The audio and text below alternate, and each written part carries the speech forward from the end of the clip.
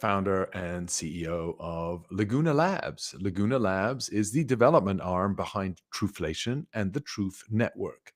So, yeah, glad to be here.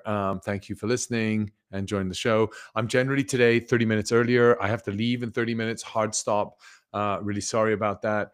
But really, tried to squeeze this in and give you a quick update of everything going on, what we're seeing, what's really important, and hope you enjoy this. Generally, what we do here is just give you a quick update on our view on macro. I did a lot of alpha and a lot of insights in terms of where and how we see the economy going and where some investments could be made at various levels on prediction markets as well as in public markets on actually sort of the traditional fiat world, right? And possibly something in the crypto world. You all know we've been really building, busy, heavy, creating, developing over the last sort of winters, the brutal year that we've had this year. But we're back. We're constantly building. We're here to stay. We've got a long path ahead of us. And if you look and listen to any of the individuals out there, I know we're all here about generating wealth and creating wealth and building businesses and generating revenue. And we can do that in crypto better than in any other industry. And I think we can do it faster than in any other industry as well. And I think that's really the advantage. But we do work hard and we do work 24/7, 7 days a week. But I think any entrepreneur is doing that anyway. So it's common across the ground. I was just reading and checking a video, Hormozy, I don't know, a big influencer, and he was talking about 10 years of no parties, no dinners, no wedding, no Christmases, nothing, right? You look at Michael Phelps in the swimming category. For 10 years, he was swimming to be the top in the swimming in that category. No, every single day in the pool at 6 a.m., despite Christmas, Thanksgiving, New Year's Eve, New Year's Day, no partying with friends, right? Cody Sanchez, she will say the same thing. So across entrepreneurs in the world, it's the same, right? You got to put in the hard times in order to get the nice rewards. And I think crypto is no different. Crypto goes through a rapid journey. You experience in 1 year what you would in a normal industry in 7 years in a big company. But the whole world is about to go through a big change. If you listen to the show on Tuesday, you would have heard that we're going to go through a big, dynamic, drastic change. So stay tuned for that and excited to see that. But I think we're excited. Why? Because for the first time in a long time, and forever for the first time, full stop. We've actually seen something. The Bitcoin hit 100,000. How are you guys all feeling about that? And not only did we hit 100,000, we stayed above 100,000. So we broke through 100,000 and we're still above 100,000. So you can see here, we're in the 100,000 sector, just around here. And we actually broke through that and staying above there, right? So we're still 101,000. Let me refresh my screen and see that we're still there. Yeah, we should still be there. 101,307. We stayed up there quite a long, just holding it steadily below the 104. And I think we're about to enter the age of hyper Bitcoinization. What does that mean? That means that now the magnitudes of jumps that happen in crypto are going to be significantly greater than what we've seen in the past. You look here, the jump went from 98,000 to 103,000, right? So that's a rapid 5,000 jump in pretty much, what do we got here? 3 a.m. and then where I'm at in 4 a.m. So in 1 hour, it jumped $5,000.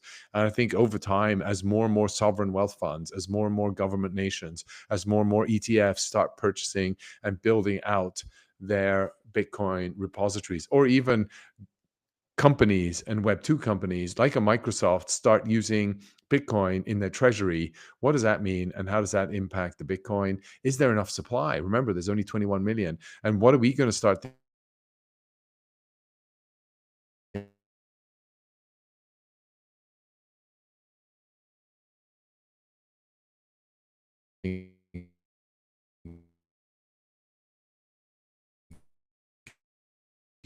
We're going to start switching as we break through to the 1 million mark in the grade of 178 billion daily trading volume. The interesting thing is I've always said that that US dollar tether has been the de facto industry standard Why? Because it's been the volume generator in crypto ever since, right? It's always had equal, if not more volume than Bitcoin. And right now it seems Bitcoin has slightly more volume than Tether. But Tether is a real benchmark to see on how their volume is working and how much new coins they're printing and putting into the market. If you've listened to our show, you will have seen what that means and how that's working. So take a look at, keep an eye on these things, but we're likely to see a good market. Oh, nice. Sui has been doing really well. A move protocol, and some of the largest gainers have been over in the degen category, where you've got some meme coins, insurance coins. We'll talk about that a bit later. But yeah, that's sort of been really interesting, I think, from a macro perspective. The other interesting thing on a macro perspective is we've had some new elections. So we've had the new appointment of an SEC chair, and that's been somebody very favorable. But I think what I found really interesting, we saw Jerome Powell. As you know, we are all really involved in inflation and we work in inflation. And so Jerome Powell here had a couple of comments where he was talking about inflation specifically. And I'm just going to let this play and you can listen in and let me know if you can hear it. If not, let me know. Let's see. Here's a question about where we are now in this economy. I don't want to get into maybe where the economy may go, but the expectation is that we're going to cut rates. But I'm curious about why that is the expectation, insofar as we're still in a moment where it appears that inflation looks a little stickier than we thought it did, and the economy is stronger in many ways. Economy stronger, inflation stickier. And I'm going at a bit of faster speed. As you know, I like watching fast speed. Let me know if this is too fast for you in the comment section. I can always reduce the speed. And had been expected. Can you hear it? The question is, what is the cost, if you will, of waiting? Right. So let me take a step back on that and just say the background is that, as I mentioned, the U.S. economy is doing very well. We're in a very good place with the economy. We're growing at around 2.5%, and inflation has come down. Headline inflation was as high as 7.2 or so. Now it's at 2.3%, and unemployment's at 4.1%, which is a little higher than it was a couple years ago, but it's still near it's a very, very low level. And we're not quite there on inflation, but we're still making progress. So the backstory is that the U.S. economy is in very good shape, and there's no reason for that not to continue. So we raised rates to between 5.25 and 5.5, and we held them there for 14 months. And other central banks around the world had already started cutting. We were the last major central bank to cut, and we're now on a path to bring rates back down to a more neutral level over time. But you're right, the economy is strong, and it's stronger than we thought. So he's saying bringing it back down to a more neutral level. Does that mean he's going to drop interest rates? Question mark, flutter. A lot of people are going to be asking that question. So let's see what he says. But I mean, ultimately, it's interesting that he says that. However, he's held it up there for 14 months. Is he going to drop it? Is he going to drop it? What do the markets think? Have you looked at Polymarket lately? We talked about Polymarket. The market still thinks he's going to drop it by 25 basis points, if you believe Polymarket. It was going to be in September. So the labor market is better, and the downside risks appear to be less in the labor market. Growth is definitely stronger than we thought, and inflation is coming a little higher. So the good news is that we can afford. Inflation's coming a little higher. Ooh. So, of course, he's got to focus on keeping inflation down. His target was 2%, remember? And we're now just right about 2.6%. So how will we stay? Will we stay there? To be a little more cautious as we try to find neutral. He's going to be a bit more cautious. Ooh, so that looks, again, alluding to the fact that we're going to keep interest rates the same. I'm actually very curious about this, just how you think about it. Occasionally when you either get wrong or it's not where you think it was going to go. As you said, you had a different view in September than you do now. Obviously, things change. But what was it in September that surprised you? And if you could go back in time, do you think that you would have known the difference? Well, in September, what we saw was the unemployment rate had moved up close to a full percentage point. And again, we held on long after other major central banks had cut. And I mean, more broadly, there are two risks, right? There's the risk that we move too quickly and undermine the progress we've made on inflation. And there's the risk that we move too slowly and unnecessarily undermine the labor market. And so we're trying to be in that middle place and get it just right so that we continue to get inflation coming down. We keep policy at a restrictive level, but at a less restrictive level over time. That's what we're trying to do. I would say in September, it was time for us to cut because it was time, but also because I wanted to send, and we wanted to send a strong signal that we were going to support the labor market if it continued to weaken. What happened instead was, in the couple of months after that, we got some data revisions which strongly suggested that the economy is even stronger than we thought. So the picture is actually stronger than it was then. How do you think we as a... So if you talk about that, remember there, he talks about the labor market. If you like this, go check it out. It's The Economic Tightrope, Jerome Powell, Fed Powell, New York Times Events is the channel on YouTube.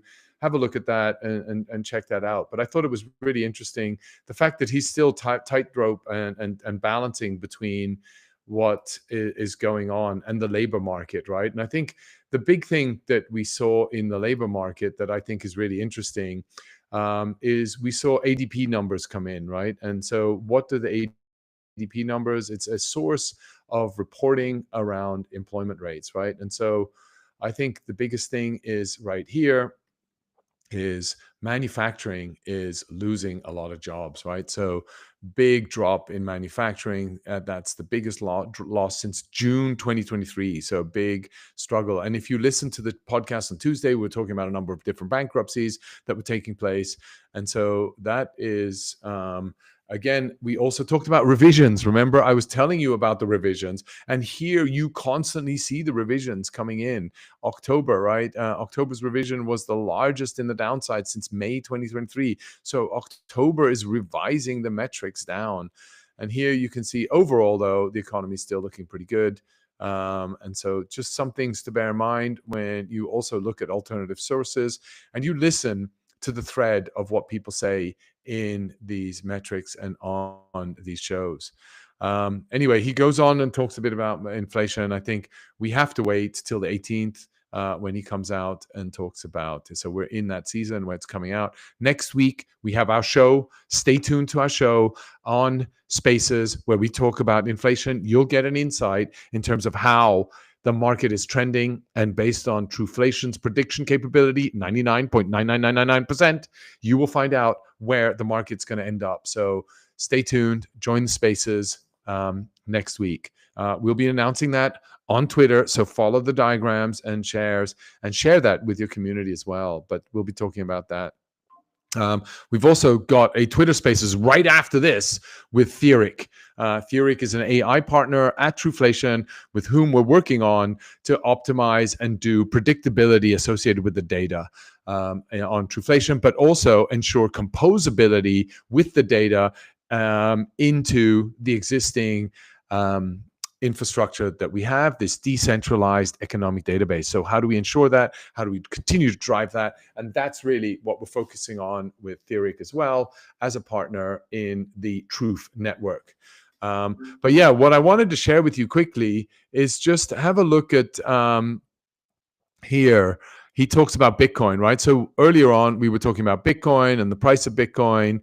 And here pretty much around 26, I think it is, where Sorkin asks Powell about Bitcoin. We stay away from that, and they stay away from what we do.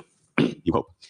So let me ask you a slightly different question about crypto. We were talking earlier also about Bitcoin, and it's going, it's rising. There's talk in Washington also about creating a Bitcoin reserve. Actually, you do deal with currencies to some degree, and you have to think about some of these issues. How does crypto sit with you right now at a time when it appears that this next administration may legalize it in a much more broader way? It's legal now, but there might be a much bigger groundswell for it. It's going, it's rising. There's talk in Washington. He's like, oh my God, I got to Bitcoin talk about reserve, Bitcoin. actually. I'm really not happy. You do deal with currencies to some degree, and you have to think about some of these issues. How does crypto sit with you right now at a time when it appears that this next administration may legalize it in a much more broader way? It's legal now, but there might be a much bigger groundswell for it. So from the jobs that we have, what's relevant is really two things. One is just what role should crypto assets be allowed to play in the banking system? We try to keep the banking system safe and sound. We regulate and supervise banks, and we would want the interaction between the crypto business and the banks to not to threaten the health and well-being of the banks. That's thing one. The other one just is, to the extent anybody's doing that through a bank, we would want the public to, if people are buying crypto products and things like that, it's sort of a consumer protection aspect of it. But they should need to understand exactly what it is and that sort of thing. But we're not, we don't regulate it directly, and we don't have that big a role. Would you ever own it yourself? I'm not allowed to. Not allowed to. No. One of the big issues coming up is going to be taxes in the budget. We talked about Doge and all of this. One thing that you have spoken out quite emphatically about is debt and deficit. You've been doing that now for a very, very long time. What is, in your mind, the tipping point for the debt and the deficit? In that, for a very long time, I go back to. Anyway, then talks about the deficit a little more and goes into it. But one of the things he does say throughout the show is he talks about Bitcoin being a competitor to gold and not to the dollar, right? So ultimately giving it sort of the green light that this is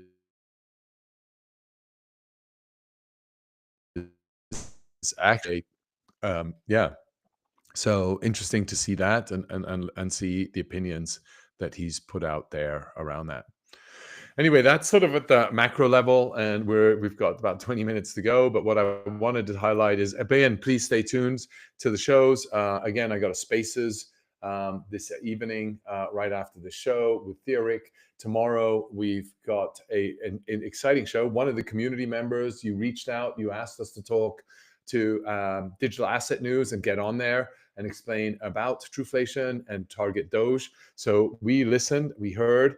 You saw our first letter to the Doge, and we did a follow-up. So you can see here, we have drafted and are published just now, I think, the follow-up to Doge proposal, transforming inflation measurement with Truflation, right? And so we're just trying to highlight, in today's dynamic economic landscape, accurate inflation and data is critical for informed decision making. We need real-time data to make accurate, better informed decisions. Traditional methods often fall short, leading to discrepancies that can distort policy effectiveness and economic planning, as well as the profitability of American companies. And so, yeah, that's sort of why are we doing what we're doing? What's the purpose behind this? And this is to address that, right? We then go into the problem a little bit here, and what's our solution, right? Real-time data. We have 18 million price points versus 100,000 by the government. We have real-time data versus 3-month delays. We have full transparency. It's all on the blockchain, and it's auditable.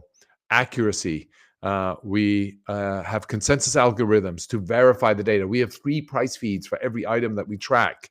And efficiency. It's all fully automated. We run at a very streamlined process to minimize human engagement and human error. So those are all things that we've built out, and that's really the message that we want to bring across with the Doge, and hope that this resonates along with our previous letter. So we'll be sending out another one on Monday where we talk about how we work with governments. Why?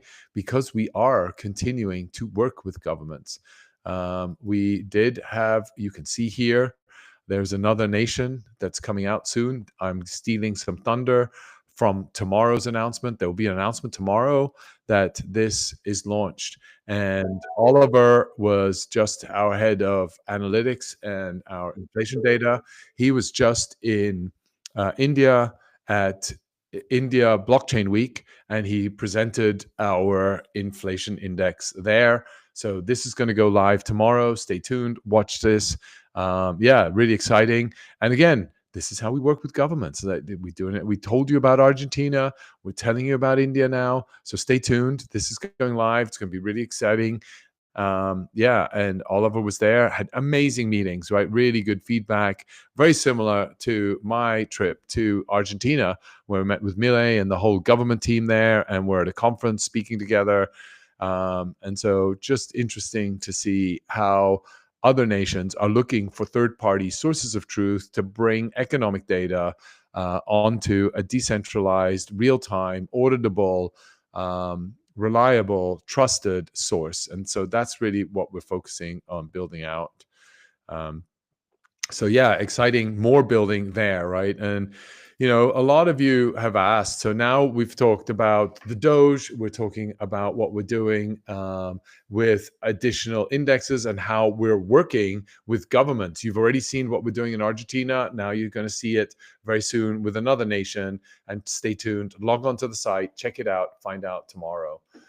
And you're then going to see what we're also doing with the overall infrastructure, right? How is all of this fitting together, and what are we doing? So, yeah, we've built out the Truth Network, as most of you know, or the Truflation Network. So how does the Truflation Network work as an ecosystem or this decentralized network of economic data? So you've heard of index.fun. I've talked about it. There's a YouTube short on it.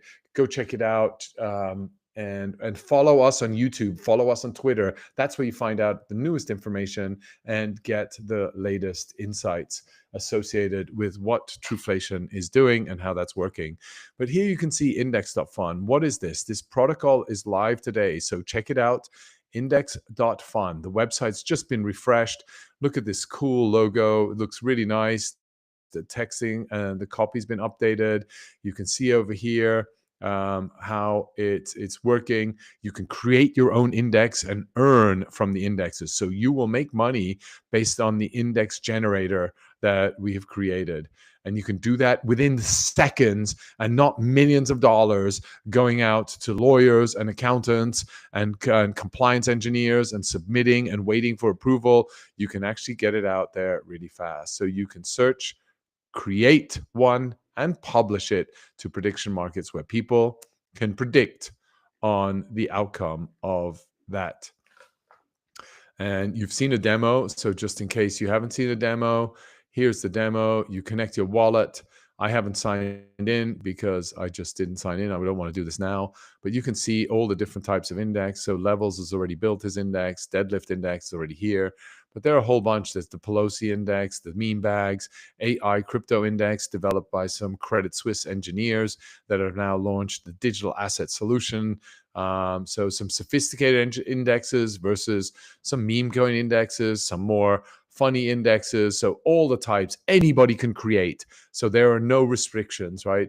What has been in the past available to only select few is now open to anybody. So that's super exciting to see. But how does index.fun work with the Truflation index, you're asking yourself? Well, number one, the price feeds and are coming from the Truth Network. They come up into the creator tool. The creator tool, you can go mix and match all these different price feeds and create a unique index. That index gets published to the Truth Network. The Truth Network then maintains that index, the accuracy associated with that index, and governs the index. And then publishes that index to the prediction market, which is also on index.fun. And in order to participate as a creator, to publish it, you need the Truth token to stake it. To stake, just to be whitelisted as a creator, so we know that you are vested in seeing a successful index launch. And you can create as many as you want off one sort of simple stake. And then to publish it, you just pay a 100 Truth fee to get that published. So $10, if not less, right now. But to get that published on a prediction market where you can earn and make that money back in 2 months, you'll have made that money back based on our forecasts and our averages, but you will make back much more. Why? Because once that gets published, guess what? That index is going to land on either a centralized exchange or a decentralized exchange. So you can see here that is going to end up somewhere. And that's where you generate the big money. Why? Because they have a lot of volume, a lot more accessibility to a whole different audience beyond just simply binary options. You're going to be able to trade these as perpetuals on centralized exchanges or decentralized exchanges, or even have them developed as asset-backed securities tradable in the fiat world. Why? Because they've been validated both on the prediction market and on centralized and decentralized exchanges in the crypto market, that maybe a lot of the fiat players will want it. Why? Because in the period you can launch this and get track record, you can actually have you can do this all and generate significant money all before they've even started white papering and putting in spreadsheets what an index should look like, let alone getting it approved, documented, written up, etc., etc. So we're trying to automate this and accelerate this, and that's what index.fun. There's a whole team doing that and working on that, and so really excited to see that scale and come to life very soon. Yeah, and then there's Nuon. So Nuon's coming. I won't talk about that now. We'll talk about that at the next show. So stay tuned for that. But again, ultimately, all of this is being built on Truth Network, and the Truth Network needs help, needs your help. So if you are a developer, we have started a bounty program. So you will be hearing on Monday about our bounty program. What can you do in the bounty program? You can earn up to $100,000 in rewards that we're putting aside for developers that are helping with specific tasks, connecting more data, connecting to different blockchains, integrating with exchanges. What else? Helping on the billing solution that we've got.